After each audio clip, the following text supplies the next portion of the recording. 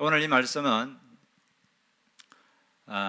여호수아 군대가 아이성과 전투를 해서 이긴 장면입니다.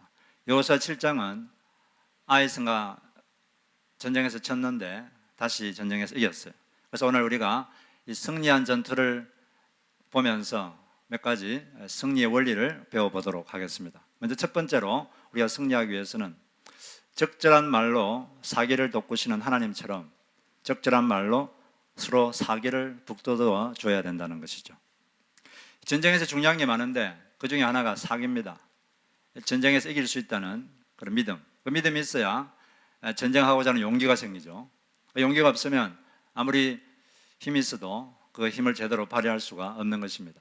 하나님께서 여호수아에게 처음으로 나타나서 이때 한 첫 마디가 뭡니까? 아이성에서 패배하고 나서 하나님께서 이제 나타나셔서 말씀하셨는데 그 첫 마디가 뭐죠? 두려워하지 말라, 놀라지 말라, 이렇게 말씀하셨어요. 왜 그런 말씀을 하셨을까요? 사람의 마음의 깊은 것을 아시는 하나님께서는 여호수아 마음이 어떤지 너무나 잘 알고 있었습니다. 여호수아의 마음을 너무 잘 알고 있었기 때문에 아주 적절한 말씀을 하신 거죠. 지금 여호수아는 두려워하고 있어요. 상당히 놀랐습니다. 왜냐하면 아이성 전투에서 졌거든요. 바로 직전에 졌어요. 패배했습니다. 실패했습니다. 실패한 사람이 마음이 어떨까요? 계속 실패할 것이다. 이제 더 이상 안 되겠다. 이런 실패감, 좌절감이 여호수아 마음속에 있다는 걸 하나님은 꿰뚫어 보시고 두려워하고 있는 여호수아에게 두려워하지 말라 말씀하시고 놀라고 있는 여호수아에게 놀라지 말라 이렇게 말씀하신 겁니다. 하나님은 사람의 마음을 잘 아시고 그게 어떤 말이 가장 적절한 말인지 너무나 잘 알고 계시죠. 그게 하나님의 전문입니다. 그래서 우리도 살다 보면 마음이 어려울 때도 있고 힘들 때도 있고 또 하나님으로부터 뭔가 말씀을 들을 때가 있는데 그런 하나님의 그 적절한 말씀을 듣기 위해서는 우리가 하나님 앞에 나가서 앉아있는 시간이 있어야 됩니다.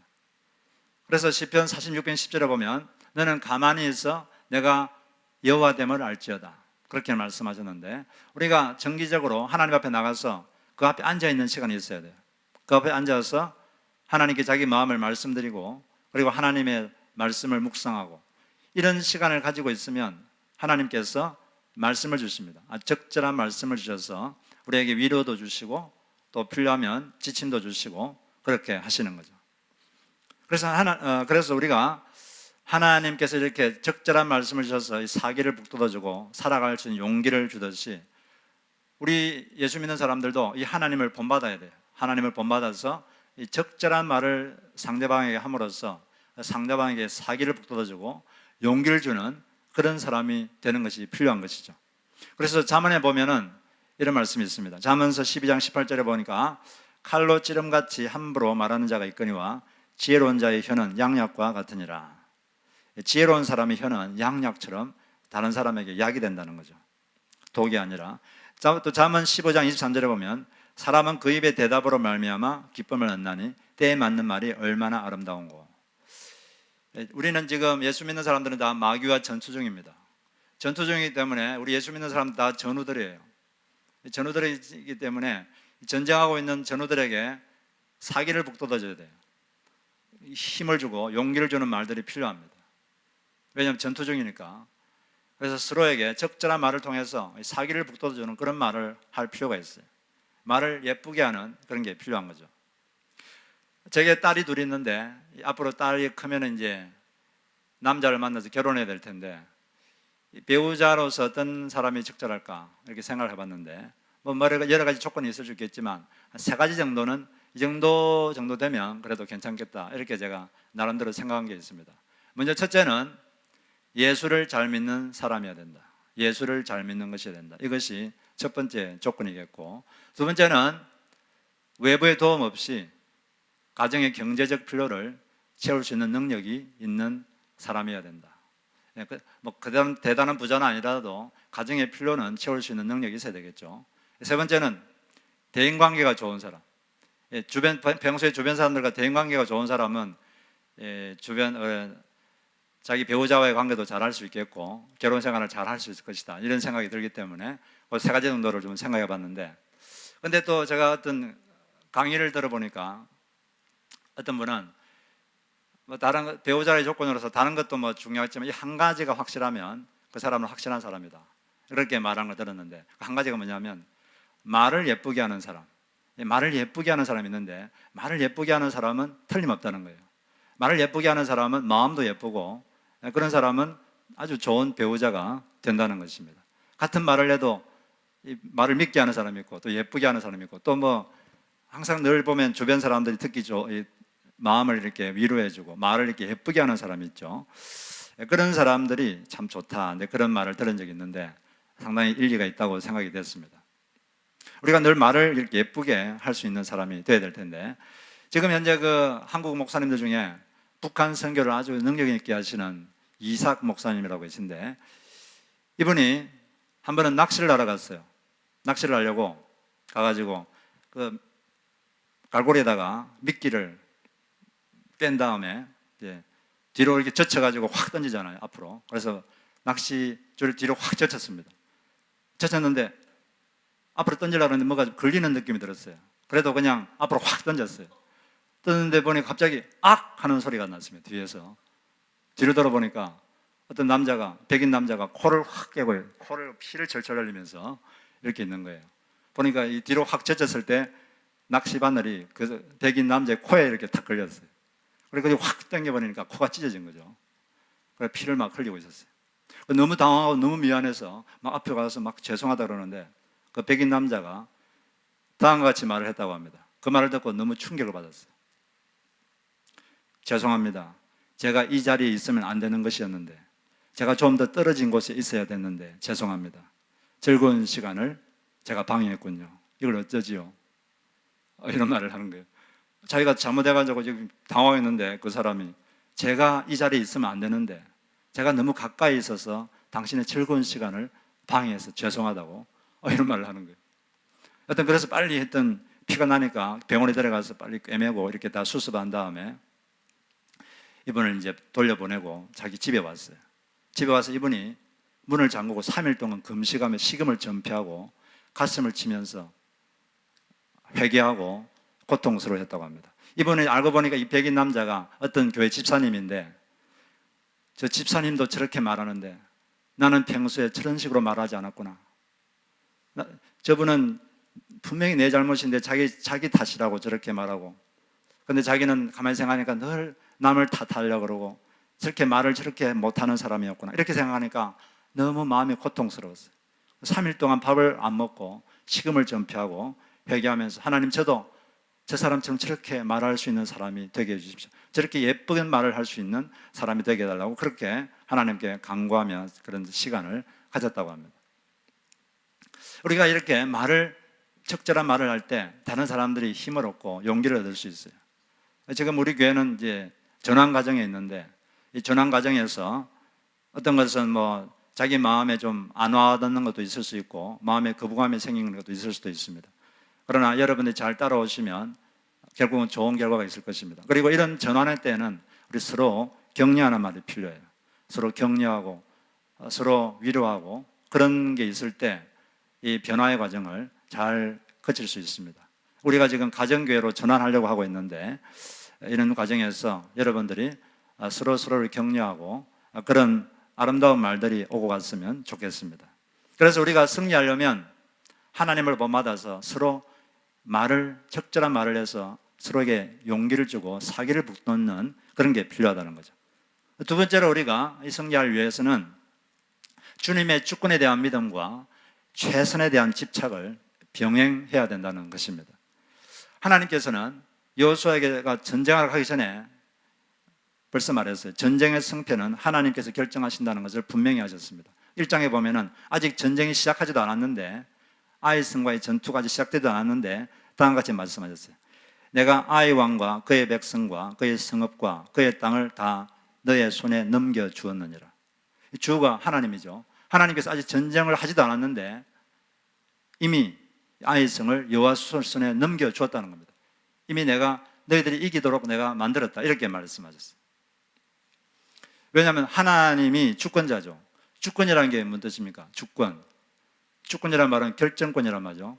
다른 나라의 내정을 간섭한다 이 말은 다른 나라 자기 나라 일을 결정할 수 있는 권한이 있는데 그걸 외국에서 간섭해서 하는 걸 주권 침해다 이렇게 말하는데, 하나님은 주권자입니다.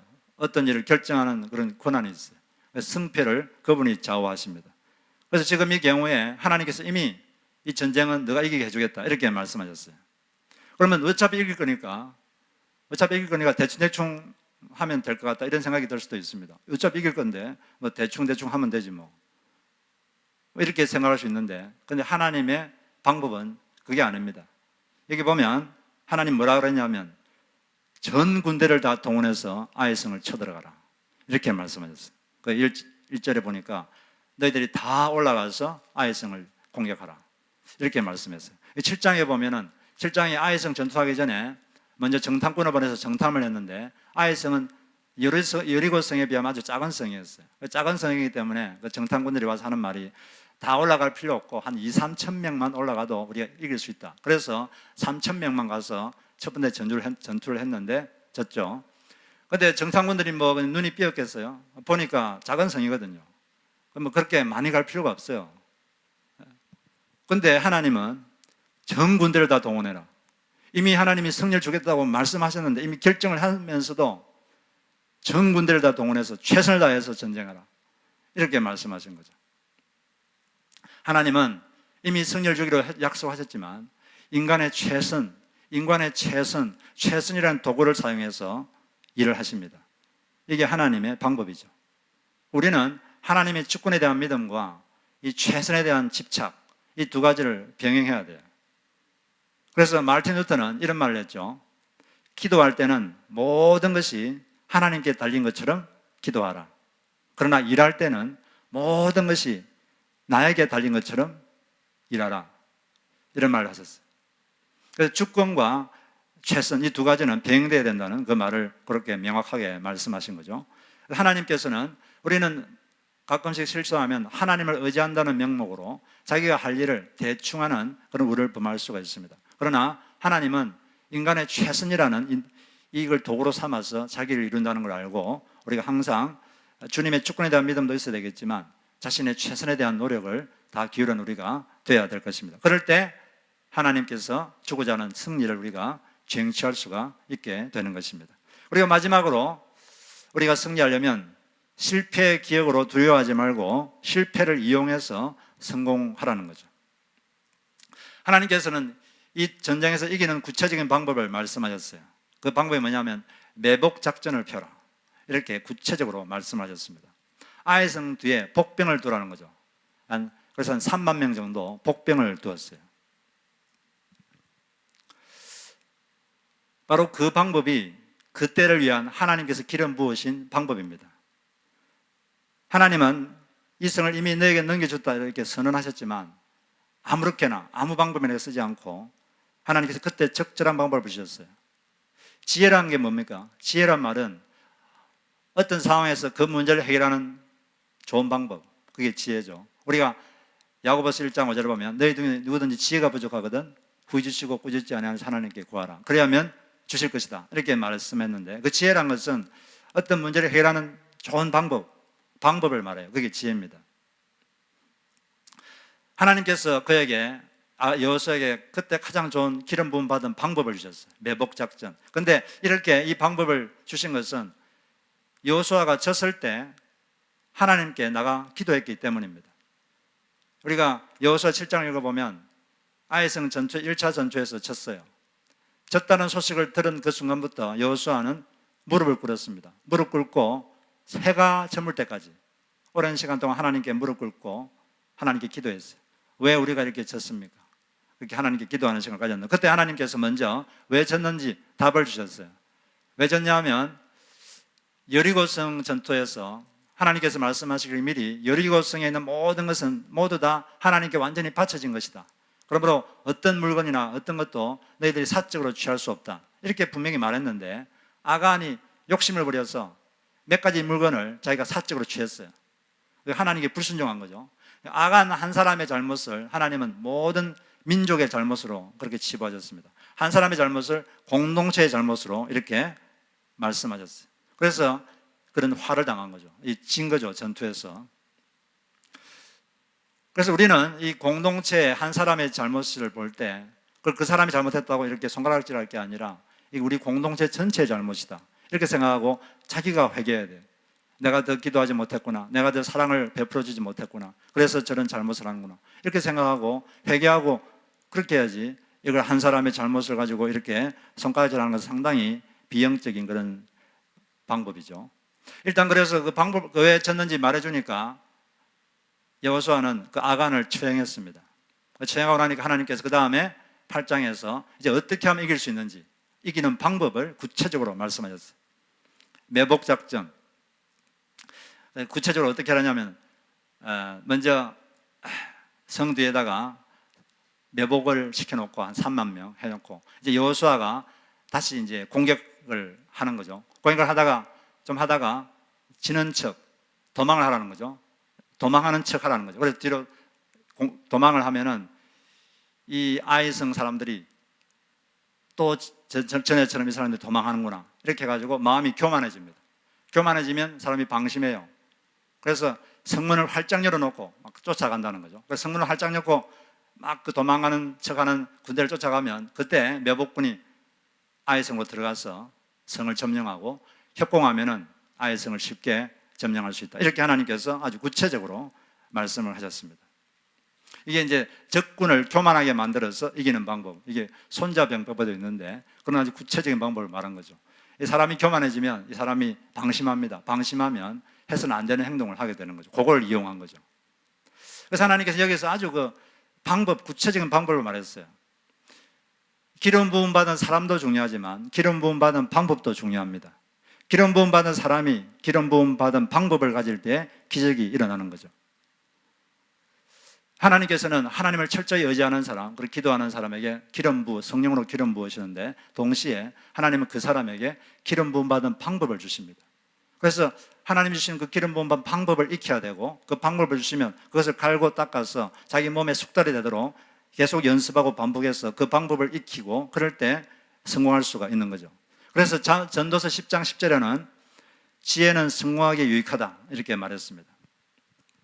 영어 성경은 스킬 이렇게 되어 있는데 지혜가 뭡니까? 어떤 문제를 해결하는 방법, 그게 있으면 성공할 수가 있다는 거죠. 그런데 간혹 우리는 이런 말을 가끔씩 들을 때가 있는데 하나님은 사람에게 기름 부으시지 방법에 기름 붓지 않는다 이런 말을 들을 때가 있을 것입니다. 그 말은 어떤 사람이 하나님께 대한 의지하는 마음은 전혀 없이 그냥 어떤 기교, 이 방법만 의지하고 그래서 하나님 일을 하려는 그런 사람들의 잘못에 일침을 가하기 위해서 그것이 잘못됐다는 걸 드러내기 위해서 그렇게 강조하기 위해서 그런 표현을 쓴 것이지 하나님은 이 방법을 무시하는 분이 아닙니다. 물론 사람이 기름 부음 받는 것도 중요한데 좋은 방법을 갖는 것도 중요한 거죠. 그래서 기름 부음 받은 사람이 기름 부음 받은 방법을 가질 때 기적이 일어나는 거예요.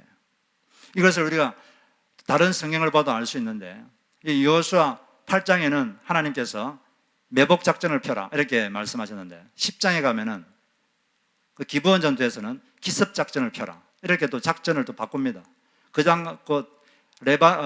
기브온 전투에서는 기습 작전이 필요하다는 걸 하나님이 가장 적절한 방법인 걸 아셨기 때문에 기습을 하라 그래요. 그래서 여호수아 군대가 밤새도록 행진합니다. 그 적군은 자고 있을 때 밤새도록 행진해요. 그래가지고 갑자기 들어닥쳐서 기습을 합니다. 그래서 기본 성을 둘러싸고 있던 연합군들, 적군 연합군을 한꺼번에 섬멸하게 되는 거죠. 하나님은 이때는 이런 방법, 저때는 저런 방법, 가장 좋다고 생각하는 방법을 하나님이 주시는 거죠. 그 방법을 사용할 때 하나님은 그 방법을 통해서 하나님 백성이 승리하도록 그렇게 하시는 것입니다. 그래서 우리는 승리하게 하는 방법을 존중해야 돼요.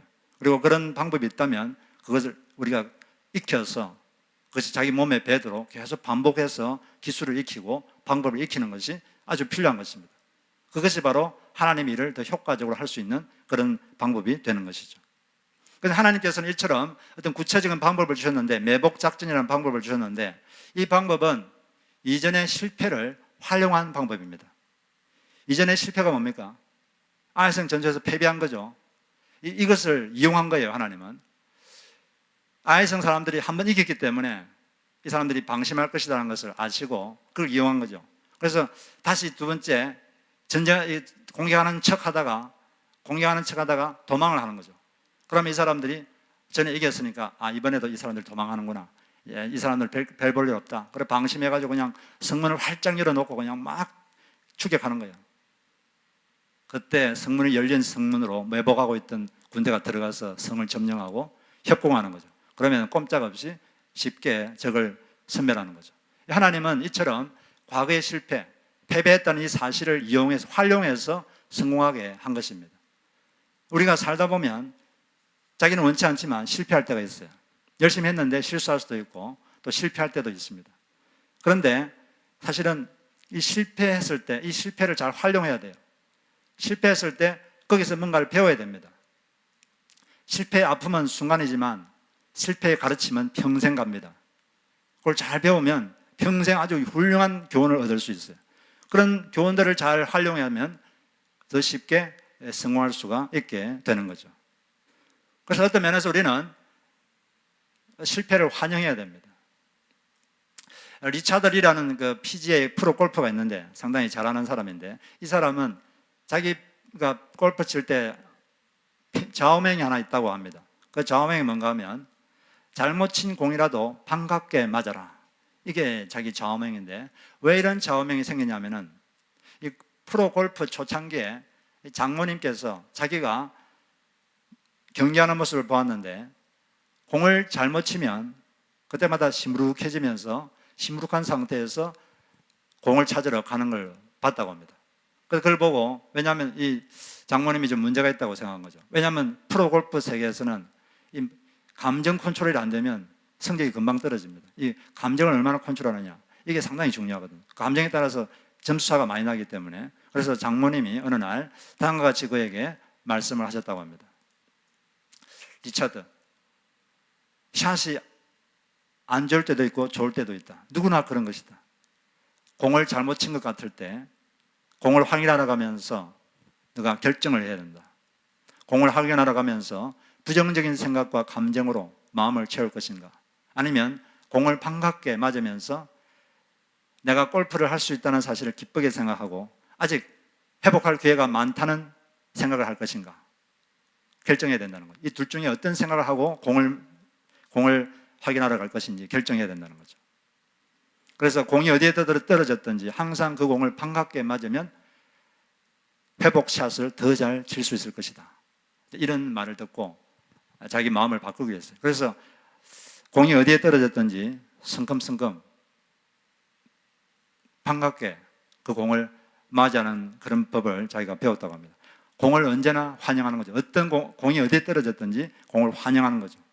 그렇게 하니까 경기에서 엄청난 차이가 있었다고 합니다. 아주 성적이 좋아졌다 그래요. 그래서 우리도 이처럼 살다 보면 사람이 실패할 때가 있어요. 그러나 그 실패를 환영해야 됩니다. 환영하고 다시 회복하면 되지, 회복할 기회가 많다 이렇게 생각하고 그걸 환영하고 받아들이고, 그리고 같은 실패를 반복하지 않도록 배우면 되는 거죠. 실패의 아픔은 순간이지만 실패의 가르침은 우리가 평생 되기 때문인 것입니다. 그래서 우리는 이 실패를 해도 계속 전진해야 돼요. 만약에 여호수아가 한번 아이성 패배 선전에서 졌다고 해서 여기 낙심해서 더 이상 전투하지 않고 거기 주저앉았다면 아이성뿐 아니라 이 가나안 땅 전체는 절대 정복할 수 없었습니다. 그러나 여호수아는 한 번 졌지만 다시 두 번째 시도했어요. 두 번째 전투에서 아이성을 점령했습니다. 그리고 그때부터 약 16년 동안 계속 전투를 했어요. 16년 후에 가나안 땅을 완전히 점령했습니다. 이게 이제 점령한 방법을 보면 먼저 여리고와 아이성이 이 가나안 땅 전체 허리입니다. 쫙 중간이에요. 중간을 먼저 치고 들어가서 이걸 양분한 다음에 그 다음에 남쪽을 점령하고 그 다음 북쪽을 점령하고 이런 식으로 인천 상륙 작전이 여기에서 힌트를 얻었다 그런 말도 들었는데, 인천이 중간이죠. 중간을 확 치고 들어가서 갈라놓은 다음에 남쪽을 먼저 정복하고 그다음 북쪽을 치고 들어간 거죠. 이런 식으로 이제 한 거죠. 그런데 만약 여호수아가 한번 패배했다고 해서 거기서 주저앉았다면 이런 승리는 맛볼 수 없었을 것입니다. 계속하니까 결국 이긴 거죠. 일본에 경영의 신이라고 하는 마스시다 고노스케라는 분이 계신데 이분이 이런 말을 한 적이 있어요. 나는 실패한 적이 없다. 어떤 어려움을 만났을 때 거기서 멈추면 실패가 되지만 끝까지 밀고 나가 성공하면 실패가 아니기 때문이다. 물론 이 사람도 실패를 많이 했어요. 그러나 거기서 멈추지 않고 계속 해가지고 결국 성공하니까 그 실패가 아닌 거죠. 계속 밀고 나가서 결국 승리하면 되는 것입니다. 그런데 그렇게 하려면 사람이 감정을 이겨야 돼요. 감정을 이기지 못하면 인내를 못합니다. 사람이 살다 보면 분노도 생기고 근심, 낙심, 슬픔, 두려움, 증오 이런 것들이 생길 수 있는데 이런 감정을 이겨야만 인내할 수 있어요. 그래서 인내하면서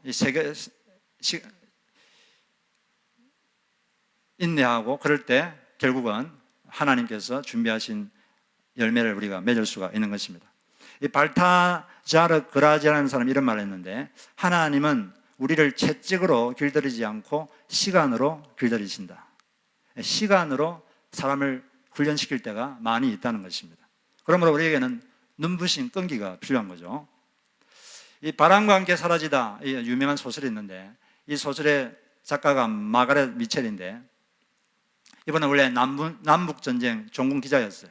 전쟁이 끝나고 약 5년에 걸쳐서 이 소설을 썼습니다.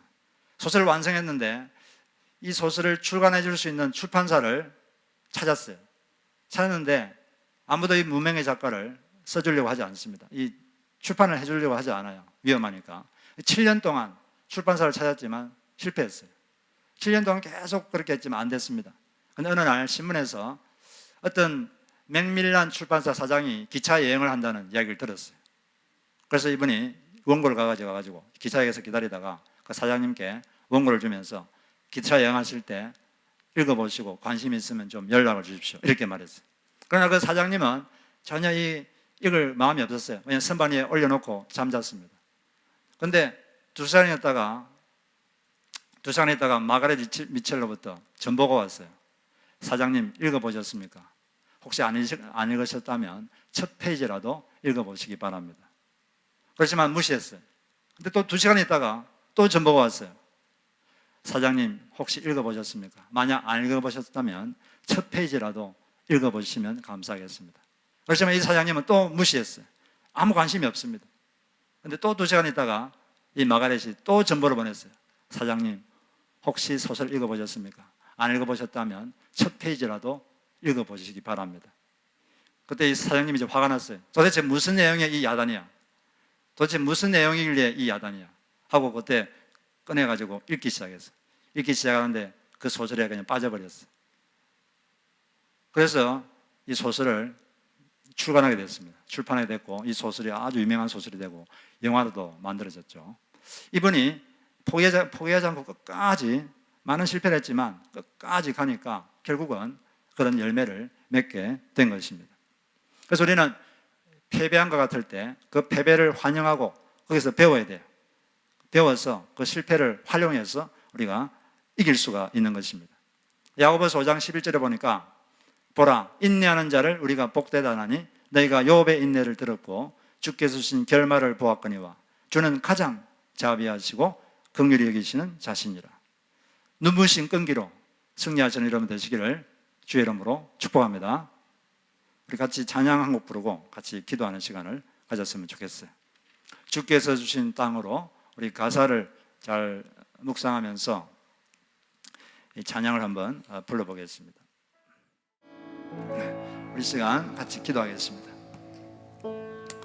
하나님은 우리 사람의 마음을 잘 아시고 있기 때문에 우리가 그분 앞에 나가 앉아있는 시간을 가질 때 앉아서 자기 마음을 말씀드리고 또 말씀을 묵상할 때 적절한 말씀을 주십니다. 많은 경우에 어떤 생각을 줌으로써 생각을 심어줌으로써 하나님은 인간과 의사소통을 하십니다. 그 하나님을 본받아서 우리도 다른 사람에게 적절한 말을 해서 그 사람이 사기를 가질 수 있도록 다시 시작하는 힘을 얻을 수 있도록 하는 것이 필요하죠. 그래서 우리가 그렇게 될 수 있도록 해달라고 우리 같이 기도하겠습니다. 그리고 우리가 실패하더라도 거기에서 배워야 됩니다. 그걸 배워서 실패를 활용해서 다시 이길 수 있는 작전을 펴는 것이 필요한 것이죠. 하나님 그런 지혜를 주시고 그런 사람들이 될 수 있도록 해달라고. 그리고 하나님께서 주권을 갖고 있지만 하나님 우리 최선을 또 요구하십니다. 하나님 최선을 다하여 노력함으로써 승리하는 인생을 살 수 있도록 해달라고. 우리 같이 하나님 앞에 통성으로 기도하겠습니다. 하나님 아버지 감사합니다. 하나님께서 우리 마음을 잘 아시고 우리에게 적절한 말씀을 주셔서 우리를 위로하시고 다시 사기를 북돋아 주시는 하나님을 찬양합니다. 하나님 우리도 하나님을 본받아 적절한 말을 해서 아름다운 말을 해서 사람들의 사기를 북돋아주는 그런 사람들이 될 수 있도록 하여 주시옵소서. 다른 사람에게 약을 주는 그런 말을 언어를 사용할 수 있도록 하여 주시기를 간절히 기도합니다. 하나님 아버지 또한 우리가 살다가 실패할 때도 있겠지만 하나님 그것을 잘 활용하여 거기서 배워서 다시 승리하고 성공하는 주의 백성들이 다 되게 하여 주옵소서. 예수님의 이름으로 기도드립니다. 아멘.